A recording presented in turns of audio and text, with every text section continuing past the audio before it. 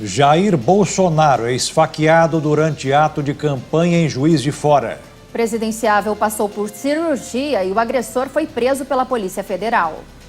O candidato do PSL foi atingido no abdômen quando era carregado nos ombros por apoiadores.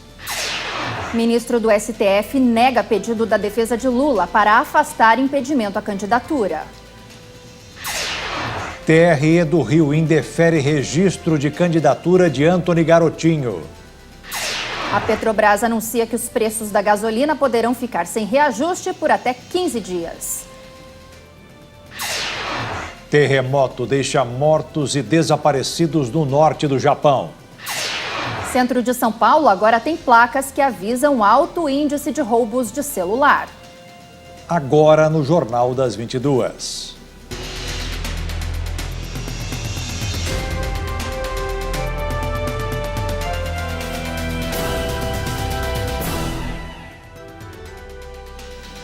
Olá, boa noite. Boa noite. A Polícia Federal enviou um relatório ao Supremo Tribunal Federal que aponta indícios de corrupção e lavagem de dinheiro envolvendo o presidente Michel Temer e a construtora Odebrecht. No documento também são citados os ministros Eliseu Padilha, da Casa Civil, Moreira Franco, de Minas e Energia, e ao candidato do MDB ao governo de São Paulo, Paulo Scaff. No relatório enviado ao STF, a Polícia Federal aponta suspeitas de que o presidente Michel Temer recebeu vantagem indevida da construtora Odebrecht.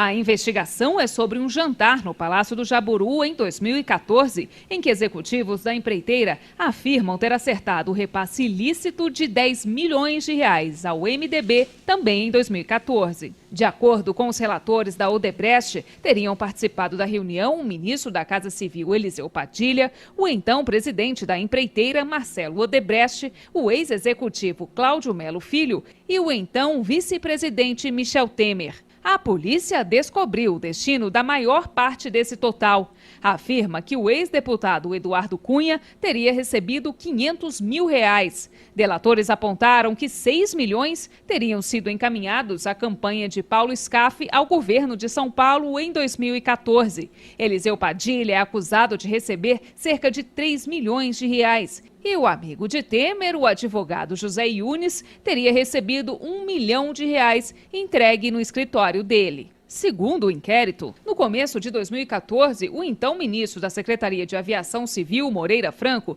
teria pedido 4 milhões de reais à Odebrecht. Em troca, poderia ajudar em assuntos do interesse da empreiteira relacionados a aeroportos. O inquérito concluiu que, graças ao pedido de Moreira Franco, o presidente Michel Temer recebeu em São Paulo, por intermédio de seu amigo, o coronel João Batista Lima Filho, 3 repasses de quase 500 mil reais em 3 dias seguidos, que somam 1.438.000 reais. A Polícia Federal obteve gravações de telefonemas nos quais entregadores do dinheiro acertaram a entrega de encomendas no endereço da Argeplan, empresa do Coronel Lima. A PF também rastreou registros de telefonemas para terminais da vice-presidência. O sigilo dos dados telefônicos do presidente foi quebrado entre 7 de fevereiro e 30 de julho de 2014. Naquele intervalo de tempo, Temer e o coronel se falaram 176 vezes. O documento atribuiu ao presidente Michel Temer os crimes de corrupção passiva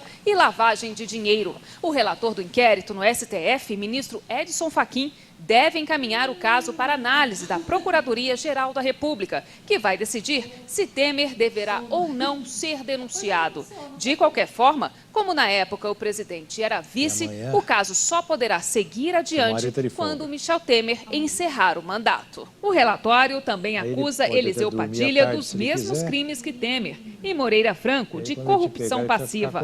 Paulo Scaff é acusado pelo crime de Caixa 2 por ter recebido dinheiro da Odebrecht não registrado na prestação de contas de sua campanha em 2014. A defesa do Coronel Lima afirma inexistir a prática ou participação de seu cliente em conduta ilícita e cometimento de qualquer irregularidade. Em nota, o presidente classificou como um atentado à lógica e à cronologia dos fatos a conclusão do inquérito, pois afirma que o pedido de apoio para campanhas eleitorais feitos no jantar relatado pelos delatores ocorreu dentro dos ditames legais e que todos os registros foram feitos nas contas do MDB e declarados ao Tribunal Superior Eleitoral. Na nota, o presidente afirma ainda que o delegado, sem conseguir comprovar irregularidades nas doações, aponta pagamentos ocorridos 2 meses antes do jantar como prova dos crimes.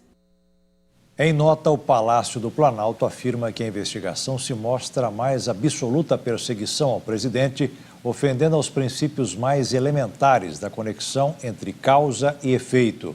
A defesa do ministro Eliseu Padilha informou que só irá se manifestar após ter acesso aos autos. A assessoria de Paulo Scaff informou que ele nunca pediu e nem autorizou ninguém para qualquer contribuição de campanha que não as regularmente declaradas. A assessoria do ministro Moreira Franco afirmou que as conclusões da autoridade policial se baseiam em uma investigação marcada pela inconsistência, que não solicitou nada aos executivos da Odebrecht e que a empresa arrematou a concessão do aeroporto, do que não por entendimento dos seus interesses. O ministro Luiz Edson Fachin, relator da Lava Jato no Supremo Tribunal Federal, negou o pedido da defesa do ex-presidente Luiz Inácio Lula da Silva para suspender a inelegibilidade do petista. O ministro Celso de Mello, magistrado com mais tempo de atuação no Supremo Tribunal Federal, rejeitou nesta quinta-feira o pedido da defesa do ex-presidente Lula para suspender a decisão do Tribunal Superior Eleitoral que barrou a candidatura dele. Segundo o ministro, não é possível suspender a decisão porque o recurso apresentado contra a medida ainda não chegou efetivamente no STF. Os advogados apresentaram um pedido de liminar para tentar derrubar a decisão do TSE. Na decisão de 11 páginas, Celso de Mello afirmou ser prematuro o pedido de liminar antes da chegada do recurso. O decano da corte afirmou ainda que o pedido de suspensão dos efeitos da decisão do TSE deve ser feito à presidente da Corte Eleitoral. Na semana passada, por 6 votos a 1, o TSE rejeitou a candidatura de Lula com base na lei da ficha limpa. O partido tem até o dia 11 deste mês para substituir o candidato na corrida presidencial. Mais cedo, o ministro Luiz Edson Fachin havia rejeitado um outro pedido da defesa de Lula. A defesa pretendia que a condenação determinada pelo Tribunal Regional Federal da 4ª Região, no âmbito da Lava Jato, no caso do triplex do Guarujá, fosse suspensa. Os advogados apresentaram como argumento a decisão liminar do Comitê de Direitos Humanos da Organização das Nações Unidas, a ONU, que pediu ao Brasil para garantir os direitos políticos de Lula. Para o ministro, o pronunciamento do Comitê da ONU não suspende a condenação de Lula. Fachin concluiu que a decisão do comitê tem apenas efeito eleitoral e não criminal. Ele entendeu ainda que o argumento da defesa não possui elementos suficientes para garantir a concessão do pedido. Fachin determinou o arquivamento do caso, mas a defesa de Lula ainda pode recorrer para que a questão seja julgada em plenário. O ministro destacou que suspender os efeitos da condenação indicaria a admissibilidade do recurso contra a decisão do TRF4, que ainda nem foi enviado ao STF. Caberá à presidente do tribunal, Rosa Weber, decidir se envia ou não para o Supremo analisar o caso. Rosa informou que seguirá o rito e, antes de dar andamento ao caso, pediu parecer de quem impugnou a candidatura de Lula e do Ministério Público. A defesa quer que o petista tenha o direito de concorrer até que o último recurso seja julgado pelo STF. O argumento apresentado ao recurso ao TSE também é a decisão da ONU. Ao TSE, a defesa argumentou que a legislação eleitoral autoriza que um candidato concorra sub judice, ou seja, ainda com recurso pendente de análise. Em eleições anteriores, a praxe era o TSE permitir que o candidato concorresse até se esgotarem os recursos ao próprio Tribunal Eleitoral. Segundo os advogados, a virada na jurisprudência teria ocorrido no caso Lula. Ele foi preso no começo de abril para começar a cumprir pena de 12 anos e 1 mês pelos crimes de corrupção passiva e lavagem de dinheiro. Na semana passada, por 6 votos a 1, o TSE rejeitou a candidatura de Lula com base na lei da ficha limpa. Na madrugada de sábado, o plenário do TSE declarou que o termo sub judice não se aplica a recursos apresentados depois da negativa de registro de candidatura pela Corte Eleitoral. Portanto, Lula não poderia concorrer às eleições depois de ter apresentado recurso ao TSE ou ao STF. Neste julgamento, Fachin foi o único voto a favor da candidatura do ex-presidente. Para Fachin, a decisão da ONU é vinculante e permitiria a Lula concorrer mesmo preso. Já o Tribunal Regional Federal da 4ª Região indeferiu liminarmente na tarde desta quinta mandado de segurança impetrado pela senadora Gleice Hoffmann, presidente nacional do PT, para atuar como advogada do ex-presidente Lula em processo que tramita na Justiça. A decisão é válida até o julgamento do mérito pela 8ª turma, sem data marcada. Gleice recorreu ao TRF4 após ter a procuração como advogada indeferida pela 12ª Vara Federal de Execuções de Curitiba, sob o entendimento de que haveria impedimento de membro do Poder Legislativo exercer a advocacia em favor de executado condenado por crimes contra a administração pública. A senadora alega que os poderes outorgados da procuração são limitados à adoção das medidas necessárias para assegurar os direitos políticos e eleitorais do executado, que sua atuação se limitaria à defesa perante a Justiça Eleitoral, não havendo relação com a Petrobras. O plenário do Tribunal Regional Eleitoral do Rio de Janeiro decidiu na tarde de hoje, por unanimidade, cassar o registro de candidatura de Antony Garotinho ao governo do estado. A decisão do TRE cassa os direitos políticos do ex-governador por 8 anos. No entanto, ele ainda pode fazer campanha enquanto recorre no Tribunal Superior Eleitoral. A condenação diz que Antony Garotinho cometeu improbidade administrativa com lesão ao patrimônio público e enriquecimento ilícito de terceiros. O ex-governador é acusado de desviar mais de 234 milhões de reais da Secretaria Estadual de Saúde entre 2005 e 2006, período em que a mulher dele, Rosinha Mateus, era a governadora do estado. Garotinho tem outra condenação em segunda instância, anunciada na última terça-feira pelo Tribunal Regional Federal da 2ª Região, por formação de quadrilha armada. A pena é de 8 anos de prisão. Em nota, Antony Garotinho disse que já imaginava o resultado, porque as decisões do TRE têm sido políticas, mas que pelo menos poderá continuar a campanha, já que a decisão ainda não foi julgada pelo Tribunal Superior Eleitoral. Os números do TSE mostram que as pessoas mais idosas estão perdendo o interesse nas eleições. Em 2014, a maioria não compareceu às urnas. O desinteresse político de idosos acima de 70 anos deve aumentar ainda mais este ano.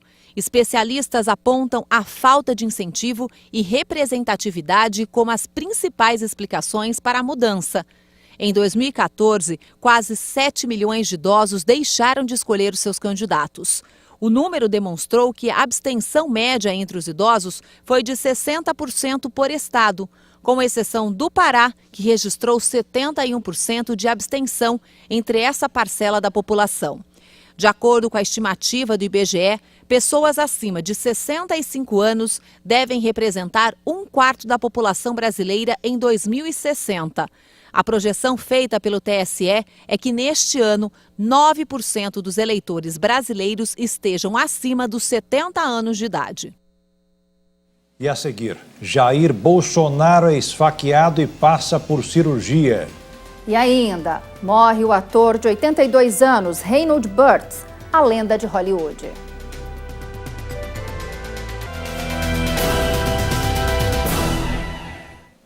O candidato à presidência Jair Bolsonaro foi alvo de um atentado nesta quinta-feira em Juiz de Fora, Minas Gerais. O político foi esfaqueado enquanto era carregado por apoiadores. Passou por uma cirurgia e o estado de saúde dele é estável. Bolsonaro foi levado para a UTI, onde deve passar a noite. Uma equipe do Hospital Sírio-Libanês, aqui de São Paulo, está a caminho da cidade mineira para avaliar uma possível transferência. O agressor foi preso e identificado pela polícia. Bolsonaro participava de um ato de campanha na zona da Mata de Minas Gerais e estava nos ombros de apoiadores quando foi atingido. O homem estava com a faca escondida dentro de uma sacola. Neste outro ângulo, é possível ver o agressor esticando o braço e atingindo o político.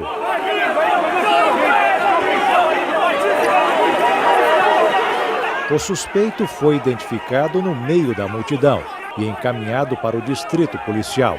O candidato foi socorrido rapidamente para a Santa Casa de Juiz de Fora.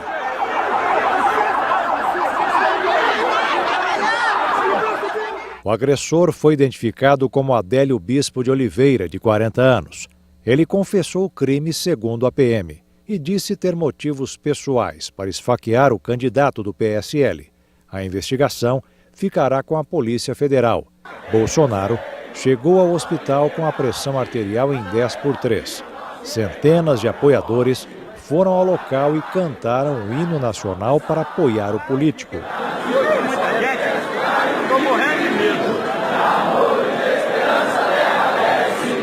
Nas redes sociais, o filho do presidenciável, o deputado Eduardo Bolsonaro, pediu orações para o pai.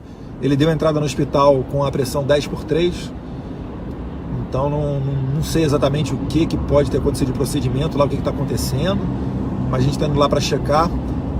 A gente pede a vocês aí para dar uma rezada, para orar, porque realmente a gente acredita muito nessa força, nessa energia, e se Deus quiser vai dar tudo certo, né? No segundo momento a gente trata de outras questões. O presidente Michel Temer classificou o ataque como um ato intolerável. Porque é intolerável, exatamente a intolerância que tem havido na sociedade brasileira. É intolerável que as pessoas falseiem dados durante campanha eleitoral. É intolerável que nós, vivendo num Estado democrático de direito, que não haja a possibilidade de uma campanha tranquila, de uma campanha em que as pessoas vão e apresentem os seus projetos, porque ninguém vota em candidato. Este é o grande equívoco.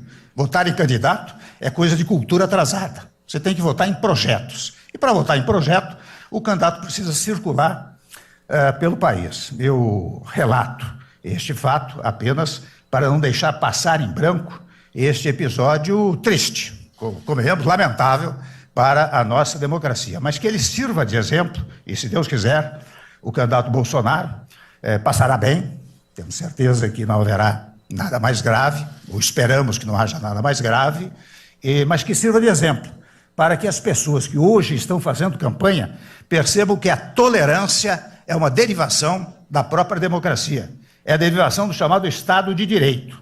Nós não temos Estado de Direito se houver intolerância. E intolerância, muitas e muitas vezes, deriva exata e precisamente da falta de cumprimento do texto legal, de falta de cumprimento da Constituição brasileira. O caso também teve repercussão internacional. O jornal argentino Clarín dedicou sua manchete ao caso, ressaltando que o candidato de direita aparece como mais bem colocado na mais recente pesquisa eleitoral. O New York Times destacou que Bolsonaro estava sendo carregado por apoiadores quando foi atacado. O jornal também destaca que o político de 63 anos tem ampla liderança na disputa presidencial e diz que essa é a eleição mais concorrida de todos os tempos. O jornal Washington Post usou uma matéria da agência Associated Press, que cita que muitas pessoas que estavam no ato de campanha registraram o momento em que Jair Bolsonaro levou a facada. O canal americano CNN noticiou que o candidato de direita foi esfaqueado quando fazia campanha em Minas Gerais. Já a versão espanhola do jornal El País chama Jair Bolsonaro de ultradireitista, destacando que ele é o candidato a presidente que aparece liderando as intenções de voto, mas também o que tem o maior índice de rejeição. O Le Monde, principal jornal francês, também chama Bolsonaro de candidato da extrema-direita e diz que diversos vídeos mostram o candidato recebendo um violento golpe. Já o principal jornal da Itália informa que o candidato foi atingido no fígado, mas não corre risco de vida. Por aqui, outros presidenciáveis também comentaram o caso. Álvaro Dias repudiou todo e qualquer ato de violência e destacou que, por isso, a violência nunca deve ser estimulada. Ciro Gomes lamentou o atentado, repudiou a violência como linguagem política e classificou o ato como uma barbárie. Cabo Daciolo também criticou o ato de violência e pediu orações. Geraldo Alckmin destacou que política se faz com diálogo e convencimento, jamais com ódio. Disse também que qualquer ato de violência é deplorável e cobrou uma punição exemplar. Guilherme Boulos afirmou que a violência não se justifica e não pode tomar o lugar do debate político. Henrique Meirelles desejou pronta recuperação, lamentou todo e qualquer tipo de violência e disse que o Brasil precisa encontrar o equilíbrio e o caminho da paz. João Amoedo classificou o ataque como lamentável e destacou que, independentemente de divergências políticas, não é possível aceitar nenhum ato de violência. João Goulart Filho disse que quem já sentiu na carne a crueldade da violência não pode compactuar com tais atos. Marina Silva afirmou que o ataque contra Bolsonaro é inadmissível e configura um duplo atentado, contra a sua integridade física e contra a democracia. Vera Lúcia repudiou a violência, mas disse que o PSTU acredita que a pregação do próprio Bolsonaro a favor de resolver tudo à bala acaba por estimular este tipo de atitude, embora seja um ato sem justificativa. José Maria Emael divulgou uma nota e manifestou repúdio ao que classificou como um atentado brutal e covarde, sendo uma afronta ao Estado democrático de direito. Os médicos constataram que não houve lesão no fígado, mas houve 3 lesões no intestino delgado, já tratadas. A facada também atingiu uma artéria que leva sangue para o intestino.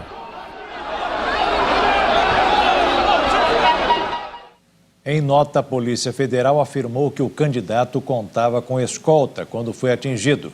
O agressor foi preso em flagrante e conduzido para a delegacia da Polícia Federal naquele município. Foi instaurado inquérito policial para apurar as circunstâncias do fato. A presidente do Supremo Tribunal Federal, Carmen Lúcia, afirmou em nota que o ataque ao candidato do PSL deve ser apurado com celeridade e manifestou enorme preocupação com a garantia das liberdades dos candidatos e dos eleitores. O presidente da Câmara dos Deputados, Rodrigo Maia, disse que é preciso ter respeito à diversidade de opiniões e pediu uma punição dura. Já o presidente da Ordem dos Advogados do Brasil, Cláudio Lamáquia, classificou a agressão como um atentado e disse que a democracia brasileira não merece atos extremistas. 9 pessoas morreram e 30 ficaram desaparecidas depois de um terremoto no norte do Japão.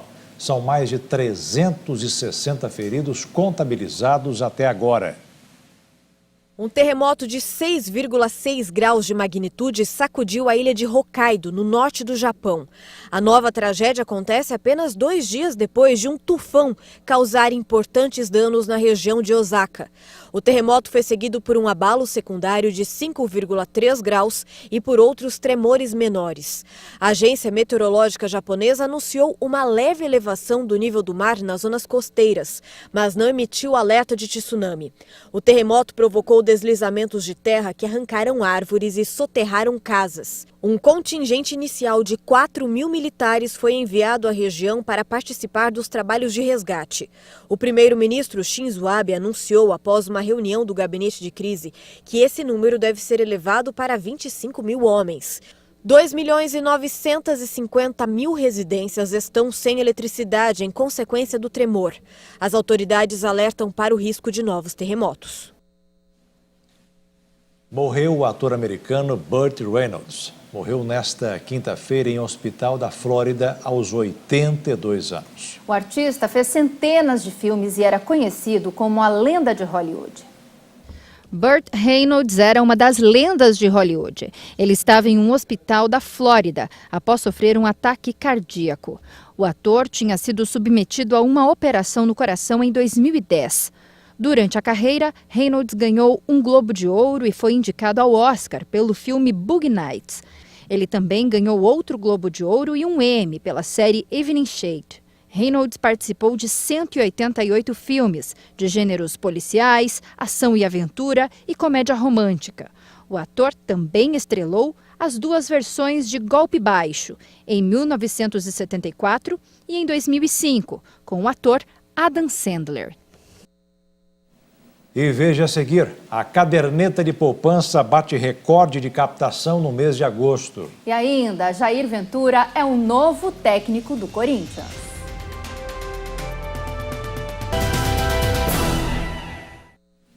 Segundo dados do Índice de Desenvolvimento da Educação Básica do Brasil, apenas os alunos dos primeiros anos do ensino fundamental bateram a meta nacional de educação. O índice mostra que de cada 7 estudantes do ensino médio, 10 têm rendimento abaixo do esperado. Mas em algumas escolas em Dourados, no Mato Grosso do Sul, estão conseguindo sair dessas estatísticas. O INEP, Instituto Nacional de Estudos e Pesquisas Educacionais Anísio Teixeira, divulgou o IDEB, Índice de Desenvolvimento da Educação Básica de cada escola do Brasil. Este é o principal parâmetro de qualidade da educação nacional, onde o ensino fundamental e médio é avaliado com base em dados sobre aprovação nas escolas e desempenho dos alunos em exames de língua portuguesa e matemática. Os dados mostram que o Brasil alcançou a média nacional apenas nos anos iniciais do ensino fundamental, que corresponde do 1º ao 5º ano, mas 7 de cada 10 alunos do ensino médio têm rendimento abaixo do esperado. Em Mato Grosso do Sul, a meta para 2017 era de 4,6, mas o resultado foi de 3,8, o que significa que menos de 4% dos alunos alcançaram o índice proposto. De forma geral, a nossa sociedade coloca o ensino médio como um patamar de acesso à educação superior. Então, o ensino médio, para algumas pessoas, ele fica meio que descontextualizado da importância do aspecto formativo. Um outro problema em relação ao ensino médio que tem levado os estudantes a não continuar os seus estudos e se dedicar ao ensino médio tem sido o fator de que a escola não tem dado conta de garantir a sua formação para o mercado de trabalho. A Escola Municipal Maria da Rosa Antunes da Silveira Câmara está no hall das escolas que superaram as expectativas. O 5º ano da instituição pontuou a média 7, quando a meta era de 5,4. Já no 9º ano, novamente uma superação. A pontuação foi de 5,6, enquanto a projeção era de 4,5. Esse é um trabalho que a gente faz desde a educação infantil, com os alunos do pré-escolar. Já vem trabalhando não só com o aluno, mas com a equipe, de ter um bom desempenho, de ter a valorização da escola. Não só com o aluno, mas com a comunidade também. Então os pais eles vêm, eles participam, eles valorizam a escola, valorizam o trabalho do professor e são as ações do dia a dia, que a gente chama de rotina da escola, que nos permite fazer esse tipo de trabalho. A jovem Amanda Foscarini foi uma das alunas que fizeram a avaliação e conta como foi a preparação. Foi muito legal, a gente teve a professora Marcelo, que ajudou a gente bastante fazendo simulado durante o ano.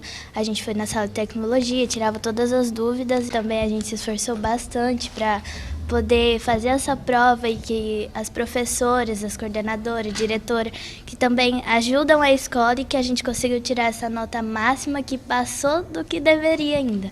A cada 2 anos, o índice do IDEB é calculado. A meta é fazer o Brasil atingir a média 6 em 2022, mesmo patamar educacional da média dos países que participam da Organização para a Cooperação e Desenvolvimento Econômico. Acho que o grande foco que nós temos que nos preocupar é com a questão do acesso a todos à escola, e que esse acesso seja feito com uma qualidade social. Então, a gente não ficar só em preparar alunos para os processos de realização dos exames, das provas, mas buscar, de fato, inserir o aluno, desenvolver esse aluno no contexto da escola, levá-lo a entender a importância do processo educacional, ter um movimento político favorável de presença da família na escola e desenvolver, de fato, um processo mais participativo, colaborativo, tendo como um parâmetro a solidariedade no processo educacional.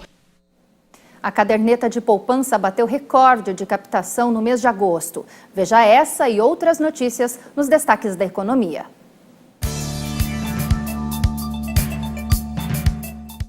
Um dos investimentos mais conservadores também é o que mais tem atraído os brasileiros.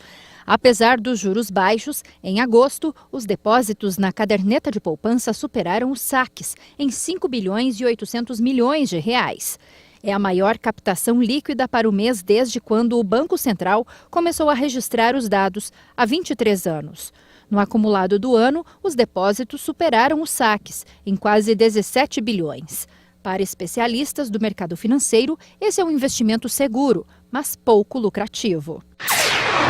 Um estudo da Confederação Nacional de Dirigentes Lojistas revela um quadro preocupante sobre as finanças dos brasileiros. A renda de 35% da população é insuficiente para pagar as contas em dia.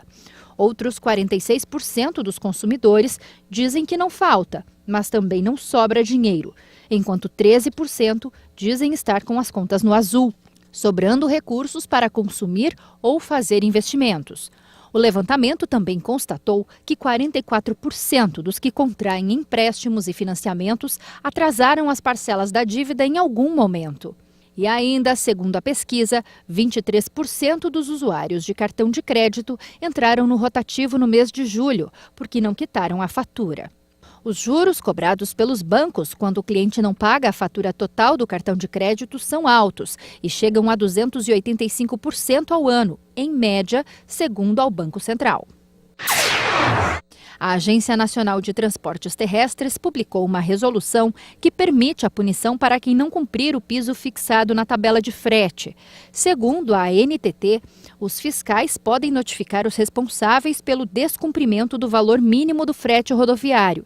A medida é uma forma de inibir abusos e, neste cenário, os caminhoneiros podem ser obrigados até mesmo a indenizar o transportador. A Petrobras recuou e anunciou que os preços da gasolina poderão ficar até 15 dias sem reajuste. A política de preços da estatal, com reajuste praticamente diários, foi alvo de muitas críticas, até mesmo entre os membros do governo. A Petrobras informou que vai adotar um mecanismo de proteção financeira que vai permitir aumentar os intervalos de reajustes nos preços da gasolina nas refinarias. O objetivo é dar mais flexibilidade à política de preços da estatal, mas sem deixar de lado a meta de buscar a paridade de preços com o mercado internacional. Para o cliente final, vai exatamente acontecer que o preço fica estável durante o período que a gente determinar e conseguir fazer esses mecanismos derivativos. É isso que se traduz. Ao invés de um dia subir 1%, no dia seguinte cair 3%, ou depois subir 4%, mais 5%, você vai ter um resultado estável durante um período de X dias, e que ao final o resultado vai ser idêntico, né? Só que ele não teria passado por esses movimentos de subida e descida, principalmente quando tem um movimento somente de subida, por exemplo. Segundo a petroleira, esse mecanismo vai dar a opção de mudar a frequência dos reajustes no mercado interno. A estatal vinha adotando desde julho do ano passado reajustes quase diários no valor do combustível, com base principalmente no mercado internacional e no câmbio. Há 2 dias, a gasolina atingiu novo preço recorde nas refinarias. Para os consumidores, os reajustes são facultativos. Por lei, os postos têm autonomia para definir o preço dos combustíveis. E veja a seguir, um celular é roubado por minuto aqui no Brasil. E ainda, um vídeo de uma garotinha sendo adotada que emociona o mundo.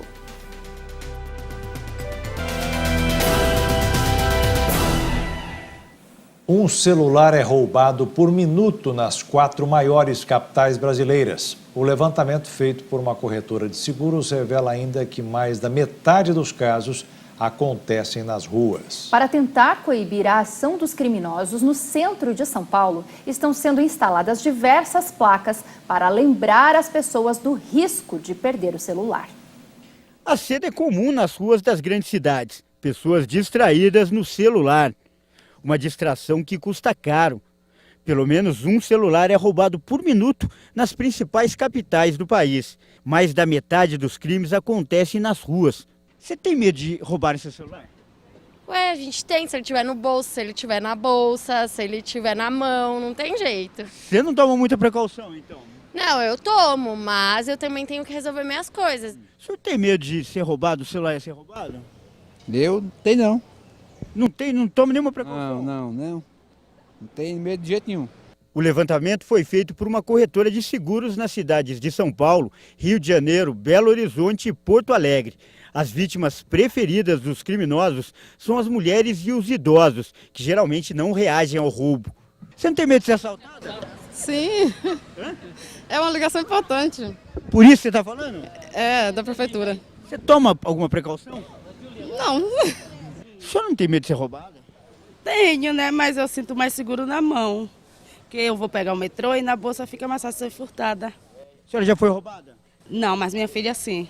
Por causa do crescimento dos roubos, a polícia e o Conselho Comunitário de Segurança dos Bairros da região central de São Paulo resolveram iniciar uma campanha contra as gangues que furtam celulares. Dezenas de placas como estas estão sendo instaladas nas ruas e no comércio para alertar as pessoas. No desenho, o assaltante aparece uma bicicleta. O veículo tem sido usado com bastante frequência pelos ladrões. Essa campanha visa, sobretudo, a colaborar em dar mais segurança à população, fazendo com que os prédios, né, os moradores de prédios residenciais, prédios comerciais e estabelecimentos comerciais participem com a segurança pública, fornecendo imagens das suas câmeras, porque muitas vezes, a maioria das vezes, os estabelecimentos comerciais, estabelecimentos residenciais, prédios, já têm um sistema de monitoramento de câmeras, mas interno. Tá? Então é solicitado que haja uma ou duas câmeras externas e que seja autorizado o compartilhamento dessas imagens com o Copom, com a Polícia Militar ou a GCM, para que fique documentado como está sendo a movimentação naquela calçada, naquele quarteirão. Esse aqui se tornou um dos pontos preferidos da gangue da bicicleta. Essa é a rua Albuquerque Lins, que fica na região central de São Paulo. E andar nessa calçada com o celular na mão é uma aventura de risco. Isso porque os criminosos abordam as pessoas e usam a ciclovia como rota de fuga. E muitos moradores do local estão revoltados com a frequência dos crimes. E nesses últimos tempos, eu não aguento passar nessa rua e ver trombadinhas tirando o celular. Às vezes a gente recebe uma ligação, emergência. Eu tenho um pai de 91 anos que ou foi para o hospital ou está passando mal. Eu não posso atender meu celular, eu tenho medo, eu vejo roubos abusivos aqui. O presidente do Conselho de Segurança afirma que a melhor forma de proteção é redobrar a atenção. A convite de nossa reportagem, ele percorreu algumas ruas do centro e apontou falhas comuns que são cometidas pelas pessoas. Aquele rapaz ali, ó, vindo com o celular, ele é um alvo fácil? Facílimo. Ele está praticamente quase dizendo, me leve. No ouvido, quando a pessoa, que nem aquele senhor ali, está com o celular no ouvido, está falando, ela fica ainda mais distraída? Ela fica mais distraída porque ela está prestando atenção no interlocutor. Segundo o presidente do Conselho de Segurança, o número de casos é bem maior do que mostram as estatísticas. Isso porque a maioria das pessoas não registra ocorrência, o que dificulta as investigações. João Vitor foi uma exceção. Ele teve o aparelho roubado e resolveu ir à delegacia na esperança de recuperá-lo. Eu estava voltando de uma entrevista de emprego, eu estava passando pela Praça da República, eu estava com o celular. Aí uns dois caras vieram, me abordaram, pegaram o celular do meu bolso e me empurraram na mesma hora. Eu fui para a delegacia para que assim eles pudessem prender o ladrão e pudessem recuperar o celular de volta, né? Porque era um celular que eu tinha acabado de comprar e tudo mais. Ele não conseguiu recuperar o celular, mas o criminoso acabou preso.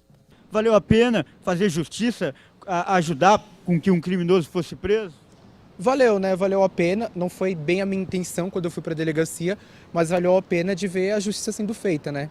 Você em casa, o Jornal das 22 está terminando. Uma excelente noite, a gente se vê amanhã. Boa noite, fique na paz. Tchau.